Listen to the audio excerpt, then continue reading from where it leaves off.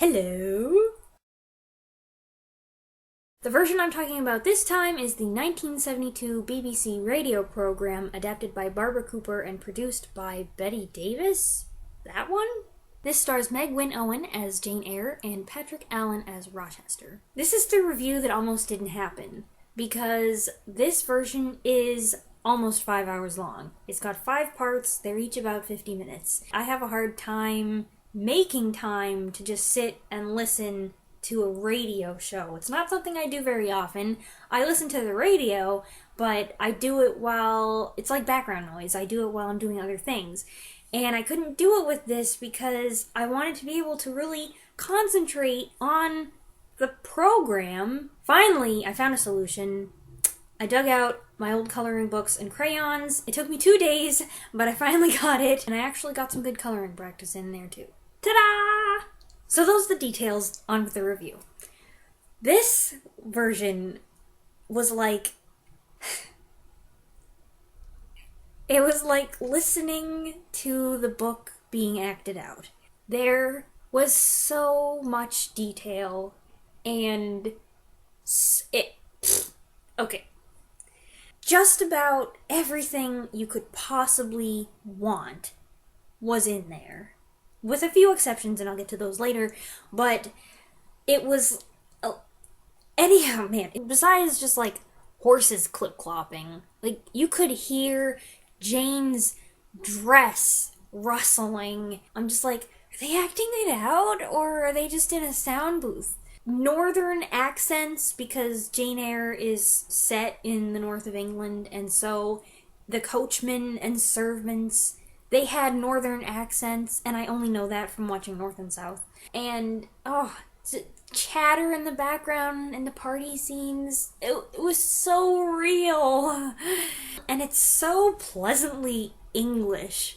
The lines are taken right from the book and delivered with such authenticity. And when you are immersing yourself in this, and you've been sitting there for a couple hours already, just listening to all of it, it really soaks in.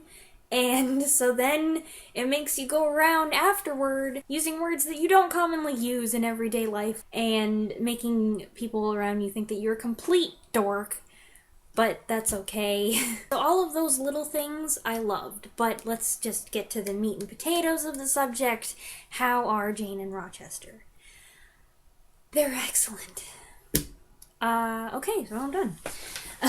No, I'm kidding. I went into this completely cold. I did not look up Meg Wynn Owen or Patrick Allen, so I didn't know anything about them, didn't know if I would recognize their voices from anything, which I didn't, and I didn't know what they looked like, and that gave me free rein to just listen and imagine, and this was everything that I wanted a radio version to be. It was almost like a dramatized audiobook. Jane was excellent. So many emotions. Rochester was excellent. I loved his voice. And together, I just didn't want it to end. And after 5 hours, that's a big deal. Oh yes, let me not forget to mention, there is a gypsy scene, and it's the longest gypsy scene. But the supporting characters were well done too.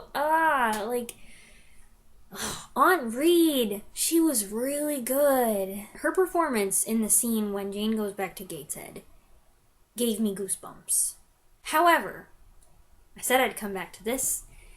There were a couple things that were not perfect. Well, Eliza and Georgiana were not there when Jane goes back to Gateshead, and to be honest, I did not miss them.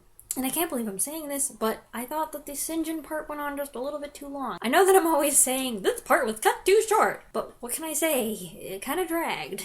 But the biggest issue here was...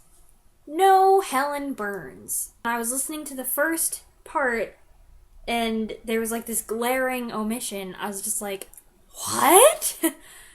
No Helen?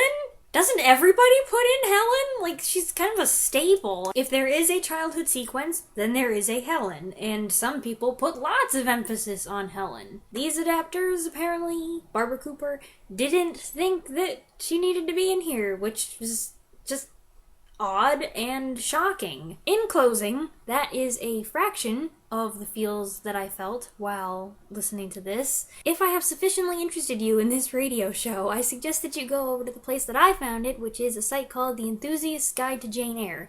This website is just packed full of all kinds of information and reviews and files you can download of all things Jane Eyre. Go to the main page, then go to the side where it says adaptations, click on radio, and then scroll down to where you see 1972, and all 5 parts are there for you to download. And check out the rest of the website while you're there. It is astounding the amount of work that was put into this.